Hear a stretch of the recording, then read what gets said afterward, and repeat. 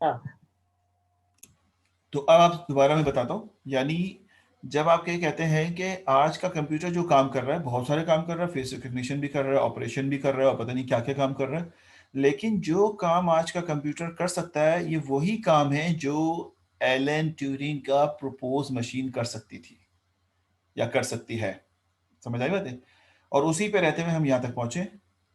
अब आप कहेंगे यार एलन ट्यूरिंग ने 1920 में एक मशीन दी, ऐसी जबरदस्त और पावरफुल मशीन उसने दी कि वो अब भी वो काम कर सकती है जो आपका सुपर कंप्यूटर करता है। फर्क क्या है? अब मैं आपको दो वर्ड बताता हूँ।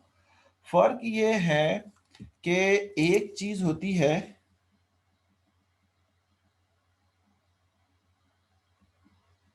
एक चीज ये होती है कि बेसिकली कि इसके अंदर पावर क्या है, ये क्या कर सकता है, what this machine can do.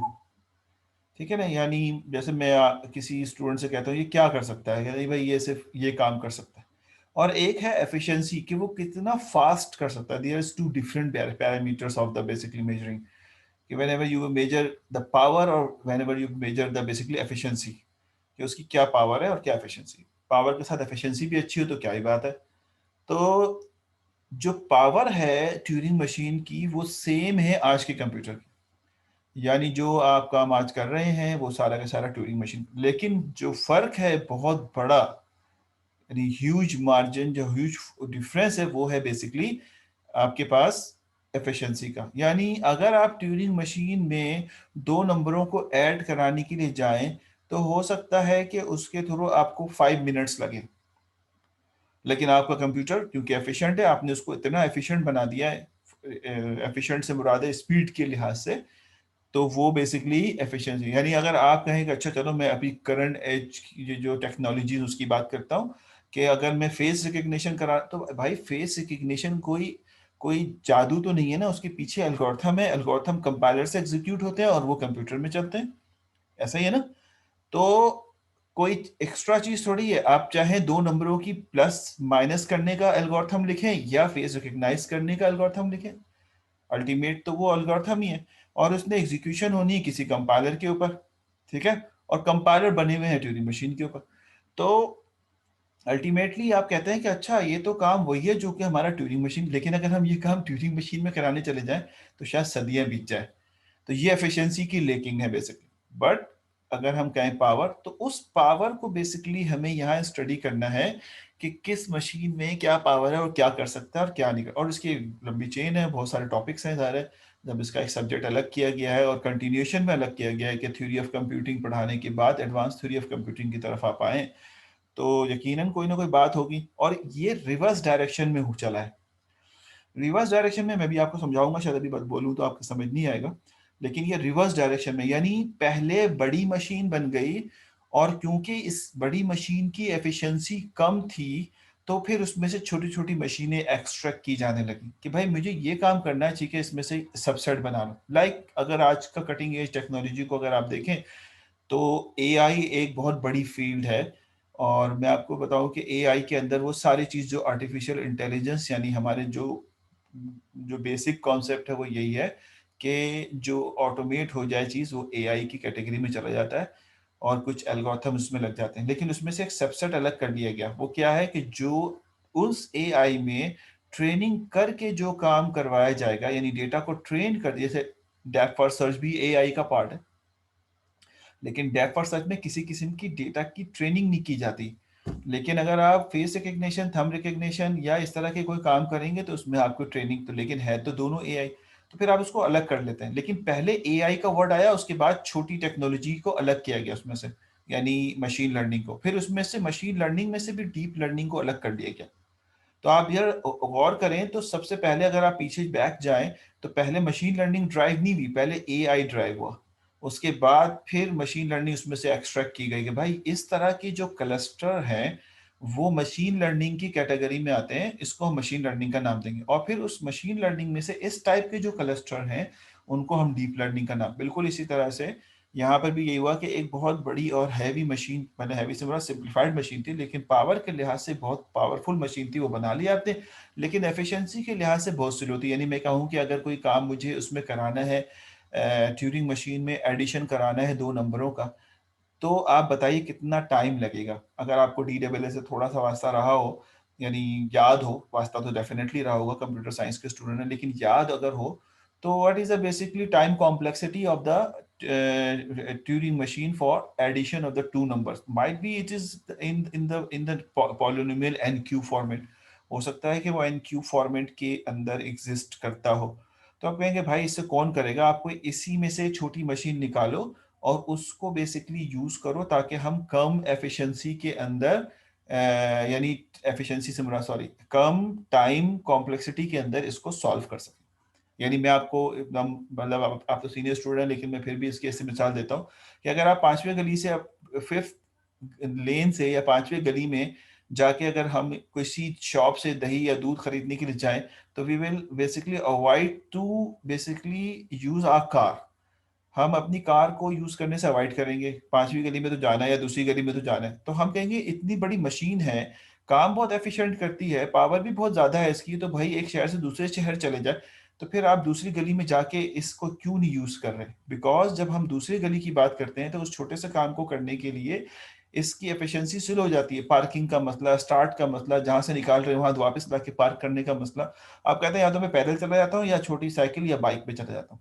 तो आपने क्या किया, आपने उसी तरह की एक मशीन, आप देखें गाड़ी से एक एक्सट्रैक्ट करें अगर बाइक को, तो बाइक इज सिमिलर कि वही काम कर रही है लेकिन छोटा काम कर रही है। इसका मकसद भी वही है, वही पर्पज है, लेकिन आप एक शहर से दूसरे शहर में जाए थक जाएंगे क्योंकि उसके लिए आपको बड़ी मशीन चाहिए। तो इसी तरह से हुआ भी यही कि 1920 में जो एलन ट्यूरिंग ने मशीन दी, तो वो तो थी और उसके बेसिस पर कंप्यूटर बन गया, लेकिन अब हमें और भी बहुत सारे छोटे छोटे काम करवाने थे इन मशीनों से। तो फिर हमने कहा कि भाई अब हम इसके लिए जो है 1965 में और फिर 1970s में डिफरेंट किस्म के, 1940s में डिफरेंट किस्म की छोटी छोटी मशीनें इनसे एक्सट्रैक्ट होकर निकलनी शुरू हुई। अब जो वर्ड मशीन है, अब इसको हम समझेंगे तो ये बात तो आपको समझ आ गई होगी कि बेसिकली हम इसके अंदर अपनी जो मशीन है उसकी एफिशिएंसी और उससे रिलेटेड जो है डिस्कशन कर रहे होंगे। खैर अभी मैं कोर्स आउटलाइन भी शो कर दूंगा तो आपको गो के कोर्स आउटलाइन से थ्रू होने से नाम तो समझ आ जाएंगे, जाहिर है अंडर कंटेंट्स क्या है वो समझ नहीं आएंगे। जैसे मैं कहूँगा डिसाइडेबिलिटी हमें पढ़ना है, रिड्यूसिबिलिटी हमें पढ़ना है, और मैं कहूँ कि एनपी कंप्लीट हमें पढ़ना है, एनपी हार्ड हमें पढ़ना है, ठीक है ना। तो इस तरह के डिफरेंट एल्गोरिथम्स हैं जो हम इसके अंदर जो है पढ़ेंगे, तो डेफिनेटली नाम आपके सामने आ जाएगा, लेकिन आपको अभी समझ नहीं आएगा कंटेंट्स क्या है। तो हम इसको अपने इस तरह से शुरू करेंगे कि 2 वीक जो है आपको ग्रूम करेंगे, क्योंकि आप शायद भूल बैठे होंगे, क्योंकि मैं एकदम डायरेक्ट ट्यूरिंग मशीन शुरू करूँ तो आपको थोड़ा सा डिफिकल्टी होगी। मैं आपको समझाऊंगा कि मशीन्स क्या होती हैं, लैंग्वेजेस क्या होते हैं, हमारे इश्यूज क्या हैं कि हम इस तरफ आए। जबकि कंप्यूटर साइंस में प्रोग्रामिंग बहुत स्ट्रांग होती है, उससे बहुत सारे काम किए जा सकते हैं, तो वो चीज़ें मैं आपको यहाँ पे समझाऊँ, ठीक है। तो यहाँ पे जो वर्ड यूज हो रहा है मशीन, अच्छा पहले तो मैं आपसे पूछूं कि कोई बात अगर आपको पूछनी है तो पूछ लीजिए आप यहाँ पे, if you have any question.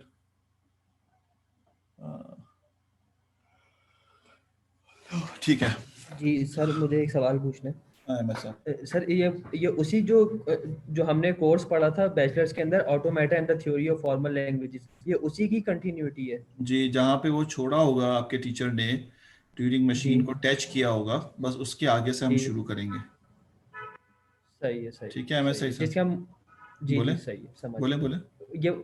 ये वही चीज़ होगी ना कि जिसमें हमें एक क्या कहते हैं मशीन होती थी, वो वहां पर जाकर अपनी एक साइकिल कंप्लीट करती थी, फिर हम वापसी उस स्टेज पे लेकर आते थे, वही वाला हम्म। काम होगा ये। लेकिन हम क्योंकि एमएस में पढ़ रहे हैं तो हम वो काम नहीं पढ़ेंगे, हमें बेसिकली इसके प्रूवनेस की तरफ जाएंगे। प्रूवनेस क्या होता है कि आप कहते हैं कि भाई ये मशीन है, इसकी टाइम कॉम्प्लेक्सिटी इतना ही, ये काम कर सकती है मिसाल के तौर पे। ठीक है भाई, प्रूफ करके बताओ कैसे करोगे, तो अब आप मैथमेटिकल प्रूवनेस की तरफ जाएंगे कि ये इस तरह से करेगा, ठीक है ना। तो ये थोड़ा डिफिकल्ट तो होता है सही क्योंकि है, अब सही आप है। अब आप थ्योरेटिकल बात कर रहे होंगे, भाई ये मैंने मशीन बनाई है, इसकी ये काम कर सकती है, इसकी इसको फिर आप कहेंगे, आप कोई चैलेंज करेगा कि उसको प्रूफ करके दिखाओ, तो फिर आप मैथमेटिकली प्रूफ करेंगे उसको कि भाई ये ऐसे प्रूफ होगा। तो इसलिए थोड़ा सा सही है, मैंने आपसे कहा ना, थोड़ा सा सही मतलब है। बहुत बहुत इंटरेस्टिंग सो कोर्स भी नहीं है कि आप कहें कि हाँ भाई बहुत मजा आएगा, लेकिन ये है कि कोर कोर्स है तो हमें इसको पढ़ना इसलिए ज़रूरी है कि हमें इससे अपने कंप्यूटर की नॉलेज होगी, एक्चुअल में बेसिकली हुआ क्या और ये काम कैसे करते हैं। इसकी मतलब हम तो कभी नहीं सोचते, लेकिन when ever you will sit in the position of the Google, and Google going to make or construct an algorithm for searching, तो हम कहते हैं यार सर्चिंग क्या मसला है, जाओ एक एक जाके सर्च कर लो. इज इट पॉसिबल कि गूगल ऐसे ही कोई एल्गोरिथम यूज कर रहा होगा? वो तो सोचेगा कि भाई एक कोई ऐसी नहीं, बेसिकली एल्गोरिथम हम यूज करें जिसमें हमारा स्पेस भी बचे, टाइम भी बचे, दोनों इस सूरतों में हमारे पास जो है वो इसकी एग्जीक्यूशन बहुत फास्ट हो, तो वो उस वक्त हमें फायदा होता है. तो जाहिर है कोर्सेज ये सोच के नहीं बनाए जाते कि आप जो हैं वो जो इलेक्टिव होते हैं वो तो इसी यही सोच के बनाए जाते हैं कि आप इस वक्त करंट जॉब में जाएंगे तो क्या फायदा होगा. ये इलेक्टिव की जिम्मेदारी होती है कि whenever you will study the elective courses, तो इट मींस के you are studying the basically, वही मैं बार बार जो कह रहा हूँ, जो भी हॉट केक बना हुआ होता है आपके मार्केट के अंदर, उसको आप इलेक्टिव में पढ़ते हैं.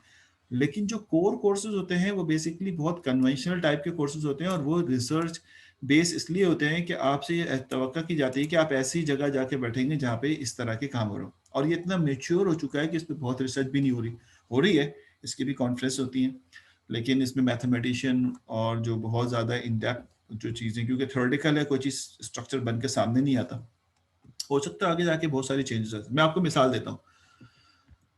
देखिए भाई, मैं इसमें एग्जांपल, इसमें ये बातें लिखी हुई हैं थोड़ी सी कि before there were computer in 1930 Alan Turing studies an abstract machine that had all capability of the today computer. This is a cut paste from your book, na? Turing's goal was to describe the precisely the boundary between what computing machine, ठीक है, could do and what it could not do. यानी उसने ये बात बयान करने की कोशिश की कि ट्यूरिंग मशीन कि वो क्या कर सकता है और क्या नहीं कर सकता. आप मशीन बना रहे हैं, बताएं ये क्या कर सकता है, क्या नहीं कर सकता. It's not only the Turing machine, computer क्या कर सकता है, क्या नहीं कर सकता. आप जो मशीन बनाने जाएंगे वो क्या कर सकता है और क्या नहीं कर सकता. अब मैं इसको आपको समझाता हूँ अपने लो लेवल पे जाके. यानी लो लेवल से मुराद ये है कि हम अपने ग्राउंड लेवल में आके पहले इस बात को समझने की कोशिश करते हैं. ठीक है ना. देखिए भाई, मैं आपको मशीन और लैंग्वेजेस, जो वर्ड की जो स्विचिंग है और मिसअंडरस्टैंडिंग है, इसको मैं आपको पहले क्लियर करूंगा. तो शुरू के 2 वीक तो आप अभी भूल जाएं कि हम एमएस की कोर्स पे जंप करेंगे. शुरू के 2 वीक तो मैं आपको पहले इस पे अलाइन करूंगा, फिर वापस नहीं पलटेंगे. फिर हम आगे निकल गए तो फिर वो आपकी जिम्मेदारी होगी कि पिछला वाला थोड़ा पढ़ें. ये हमारे कोर्स में लिखा हुआ नहीं, लेकिन रिवीजन इसलिए है कि हम समझ जाएं कि बेसिक बात क्या हो रही थी. क्योंकि कुछ लोग मतलब पुराने हो चुके होते हैं तो वो उनको पढ़े हुए काफ़ी अरसा हो चुका होता है तो उनको पता नहीं होता. अब हम उनको पढ़ा रहे हैं, वो समझ ही नहीं रहे बात क्या हो रही है, मशीन क्या, लैंग्वेज क्या, क्या बात हो रही, तो फिर कोई एडवांटेज नहीं मिलता. अच्छा जी, तो मैं आपको बताऊं कि हमारे पास, मैं सिर्फ सिंपल एक बात ये करता हूं कि कंपाइलर के बारे में हम सब जानते हैं. ठीक है, we know that the compiler. मैं बिल्कुल बेसिक से स्टार्ट लेता हूं और ट्यूरिंग को अभी मैं छोड़ रहा हूँ. कंपाइलर को हम सब जानते हैं. कंपाइलर का काम क्या है? कंपाइलर का काम, हर लैंग्वेज के अंदर कंपाइलर होते हैं. जो लोग प्रोग्रामर हैं यहाँ पे वो तो बहुत वो बखूबी जानते हैं, जैसे नान शौकत है, जैद है, और भी बहुत सारे होंगे जो सारी प्रोग्रामिंग कर रहे हैं.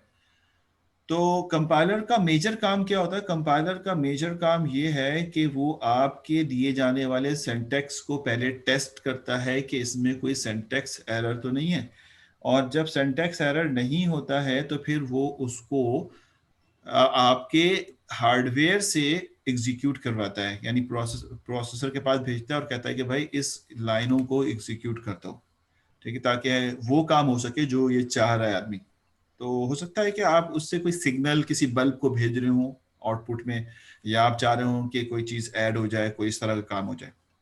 अब सवाल यहाँ पे ये पैदा होता है कि जब आप लिखते हैं कंपाइलर में कि इफ एक्स, मैं एक जनरल लैंग्वेज में लिख रहा हूँ, इफ एक्स, ठीक है, X is greater than equal to 10, और ये आपने यहाँ पे लिखा और उसके बाद एक कर्ली ब्रैकेट लगाया, फिर आपने कहा कि अब यहाँ पर करो ये कि x is equal to X plus 1 और वट एवर जो भी क्या चाहते हैं, और इसको क्लोज कर दो. ये आपकी टास्क था, आपने कहा ये कर दो.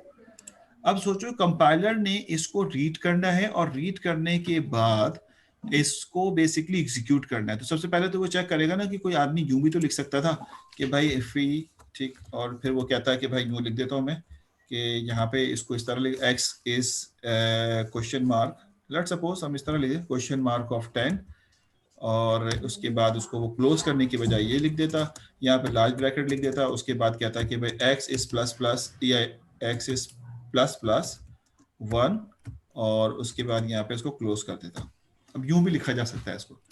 अब आप इन दोनों को लिखेंगे तो कंपाइलर जो है वो इनको कैसे डिटेक्ट करेगा कि इसमें कोई एरर है, there is some error in this code. भाई हम तो कहते हैं हाँ एरर आ गया, लेकिन इस एरर को कंपाइलर कैसे डिटेक्ट करेगा। अब इस वर्ड को सुनिएगा, ठीक है ना।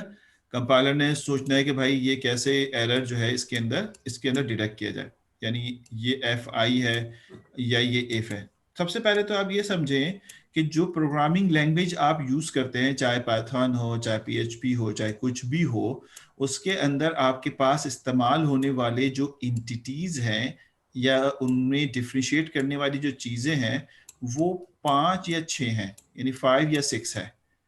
तो वो 5 या 6 क्या है, सवाल देख लेता हूँ। अजान ब्रेक, हाँ अंजुम, हम लोग तो इतने अंदर वाले कमरे में बैठे हैं, हमारे यहाँ तो अजान की आवाज़ नहीं आ रही। चलो तुम्हारे यहाँ आ रही है तो हम ले लेते हैं अजान ब्रेक, ठीक है भाई, 2 मिनट की खामोशी ले लेते हैं। मैं इसको आप जो है वो सिर्फ ये 5 या 6 चीज़ें ही लिख रहे होते हैं। नंबर 1, आपकी प्रोग्रामिंग लैंग्वेज में वेरिएबल्स होते हैं, ठीक है, और या फिर आपकी प्रोग्रामिंग लैंग्वेज में डिजिट्स होते हैं, ठीक है। और डिजिट्स अगर हम अलग कर लें तो वो 2 टाइप के होते हैं। उसमें एक टाइप जो है आपके पास डेसिमल है, और एक टाइप जो है वो आपके पास क्या है, इंटीजर्स, ठीक है, इंटीजर्स। ये 2 टाइप के नंबर्स जो हैं, इसको डिजिट भी ना कहें बल्कि आप कहें नंबर्स, ये 2 टाइप के नंबर्स जो हैं वो आप डील करते हैं।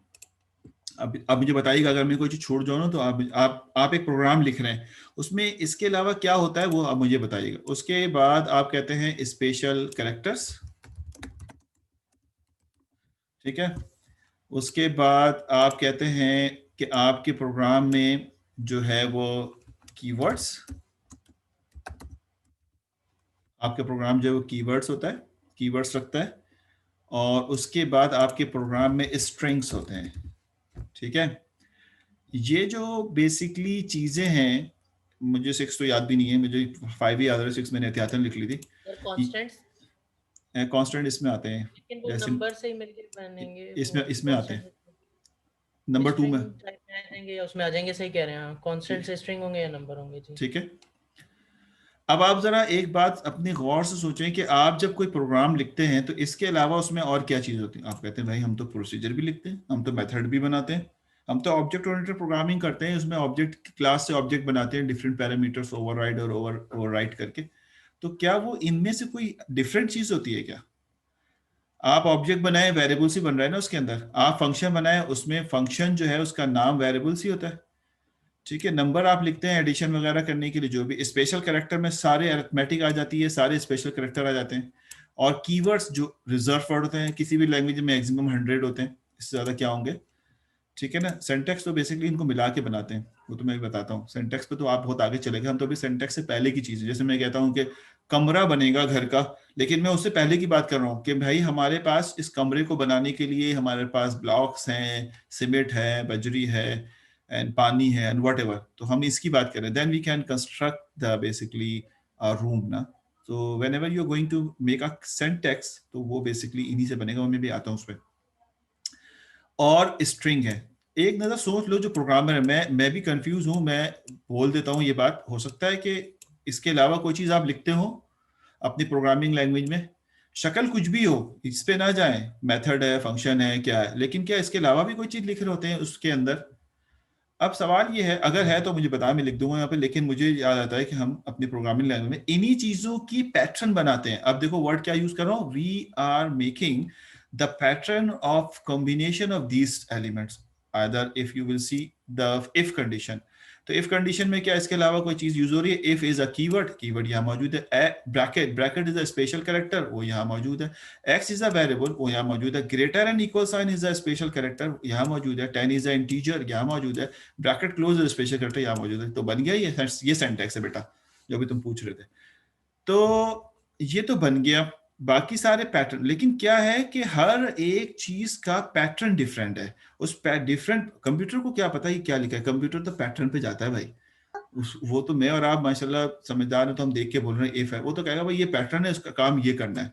ये अब इफ के ही दूसरे पैटर्न भी तो है ना, या इफ के एक ही पैटर्न है, बताओ जरा कितने सारे प्रोग्रामर यहाँ बैठे हुए हैं, we can write if in the other pattern as well, कि इफ, और मैं यहाँ लिख सकता हूँ कि x इज ग्रेटर देन 5, ठीक है, एंड पाइथन में शायद एक ही एंड लगाते हैं, x इज लेस देन 10। अब ये क्या है, ये भी इफ है लेकिन दूसरे डिफरेंट पैटर्न के साथ, इफ के अंदर इफ भी लगा सकते हैं, नेस्टेड इफ। तो आप कुछ भी करें, ये 5 चीजें इसमें इस्तेमाल हो रही। अब मैं आपसे सवाल पूछता हूँ, बाकी चीजें थोड़ी आसान है, इसमें से 2 चीजें काफी डिफिकल्ट हैं, कि जब आप कोई वेरिएबल इनिशियलाइज करते हैं किसी भी किस्म का, हम एक सिंप्लीफाइड वेरिएबल लेते हैं, हम कॉम्प्लेक्स में अभी नहीं जाते, और सिंप्लीफाइड वेरिएबल का मतलब ये है कि in simple C language we are basically initialising like the integer, if integer variable, और मैं लिखता हूँ एक्स वाई जी, ये एक एक्स वाई जी, ये एक वेरिएबल है। और नॉर्मली अगर फ्लोट हो तो पाइथन तो लिखता भी नहीं है, लेकिन आप ना समझे, मैं स्टूडेंट को यही बोलता हूँ, ये पाइथन तो 4th जनरेशन लैंग्वेज है ना, पाइथन को हम काम करते हैं 4th जनरेशन लैंग्वेज। एब्स्ट्रक्शन आसमान को छू रही है, समझे आप बात, समझ रहे हैं मेरी बात? पाइथन में एब्स्ट्रक्शन आसमान को छू रही है, एब्स्ट्रक्शन नहीं, आपको पता ही नहीं चलता आपको, आप कहते हैं यार उसमें तो हमें किसी किस्म की इनिशियलाइजेशन नहीं करनी पड़ती, भाई नहीं करनी पड़ती, लेकिन जो उसके बैकग्राउंड पे उन्होंने काम किया हुआ वो सारा उसमें करना पड़ता है उसको। यानी जब कोई डेटा आता है तो वो उसको, क्योंकि पाइथन का भी इंटरप्रेटर या कंपाइलर एग्जिस्ट करता है, तो कंपाइलर की जो रूल्स है वो थोड़ी वायलेशन करेगा। कंपाइलर के रूल्स ये है कि सिंबल टेबल बनेगा, सिंबल टेबल में चीजें स्टोर होंगी ताकि वो ऑपरेटिंग सिस्टम से कम्युनिकेट कर सके, बाद में रैम से जो है वो प्रोसेसर में जा सके। क्या ऐसा थोड़ी है कि इसके अलावा कोई और मेथड? हाँ, हाई लेवल एब्स्ट्रक्शन बना के दे दिए कि हमें पता ही नहीं चलता, हम कहते हैं भाई यूज करो बस। तो बच्चों को प्रोग्रामिंग थोड़ी सिखा रहे होते हैं, कुछ और सिखा रहे होते हैं, लेकिन ये क्या आसानी है, जो प्रोग्रामर बन जाए अच्छी तरीके से फिर उसको यूज करे तो बहुत अच्छा है। अच्छा खैर, तो integer X Y Z and float A B C अगर हम ये लिखते हैं, तो अब मुझे सिर्फ ये समझाएं जो हमें समझना है, जो मैंने वेरिएबल को पिक किया है यहाँ पे, ये जो वेरिएबल्स का वर्ड पिक किया है, ये जो एक्स वाई जी है, अगर मैं इसको यूं लिखूं कि मैंने इसको इसके बजाय यूं लिख देता हूं, लेट्स सपोज, कहाँ गए, अरे भैया, ये कि इंटीजर, और मैं लिखता हूं question mark, let's suppose question mark x Y जी जी ऐसा, क्या ये एक्सेप्ट हो जाएगा? मोस्टली कंपाइलर में क्या ये एक्सेप्ट हो जाएगा? मेरे ख्याल है मोस्टली में नहीं होता, चंद एक में होता है नलेबल टाइप के लिए। हाँ, ये मेरे ख्याल है पीएचपी कर लेगा शायद, आई डोंट नो, मुझे नहीं पता, मैं इतना अच्छा सर ये कॉटलिन में और नहीं होगा, नलेबल टाइप के लिए होता है। ठीक है। तो ये एक वेरिएबल नहीं है और ये एक वेरिएबल है। अच्छा, वेरिएबल्स कितने टाइप के हो सकते हैं? मिसाल के तौर पे मैं आपको समझाता हूँ कि लेट्स सपोज कोई कहता है कि नहीं ऐसा भी नहीं, ये तो आसान है, शुरू में पता चल गया, नहीं है, ऐसा लिख देता हूँ X Y Z P T K J, सही है, फिर क्वेश्चन मार्क और ए बी सी, क्या ये एक्सेप्ट होगा एज अ वेरिएबल? ठीक है, आई थिंक सो कि ये भी नहीं होगा। ठीक है, इस क्यों नहीं होगा? क्योंकि वेरिएबल्स जो हैं वो कुछ स्पेसिफिक पैटर्न रखते हैं, जुमला सुनना, कुछ स्पेसिफिक पैटर्न को बेसिकली लिखा जा सकता है आपके लैंग्वेजेस के अंदर। हर लैंग्वेज के पैटर्न थोड़े थोड़े डिफरेंट होते हैं लेकिन ऑलमोस्ट सेम ही होते हैं। यानी कोई लैंग्वेज जो है वो आपको अलाउ नहीं करता कि आप वेरिएबल की इनिशियलाइजेशन के अंदर ग्रेटर और लेस का साइन यूज करें, कर्ली ब्रैकेट और ब्रैकेट लार्ज ब्रैकेट यूज करें या फला यूज करें, लेकिन लिखने के अंदाज बहुत सारे डिफरेंट हैं। अंडरस्कोर अलाउ करता है, ठीक है, नंबर्स भी आप लिख सकते हैं किसी कैरेक्टर के साथ मिला के। अब आप मुझे बता, ये अभी बंद हो जाएगा तो दोबारा लॉगिन कर लेना, क्योंकि ये अभी अगले क्लास में इंशाल्लाह पेड वाला यूज करेंगे तो बंद नहीं होगा। अच्छा जी, तो अब आप मुझे बताइए, मैं सिर्फ एक जनरल बात कर रहा हूँ, आप बहुत ज्यादा डीप में ना जाएं, बहुत ज्यादा कॉम्प्लेक्सिटी में ना जाएं, बिल्कुल एक जनरल मतलब आम आदमी की तरह सोचें कि इस वेरिएबल, क्योंकि थोड़ा थोड़ा प्रोग्रामिंग सबको आती है, वेरिएबल्स का नाम सबने सुना हुआ है, तो कितने डिफरेंट टाइप के पैटर्न आप बना सकते हैं एक वेरिएबल्स में? आप कहेंगे भाई पता नहीं कितने हजारों लाखों मिलियंस पैटर्न इसलिए कि आपके पास नॉर्मली किसी लैंग्वेज में एक वेरिएबल्स की लेंथ 32 कैरेक्टर की होती है। मैं एक जनरल बता रहा हूँ, हमारे पुराने सी में हम लोग ने बहुत काम किया, तो सी में 32 कैरेक्टर होता है, वो तो बढ़ गया हो, तो 32 कैरेक्टर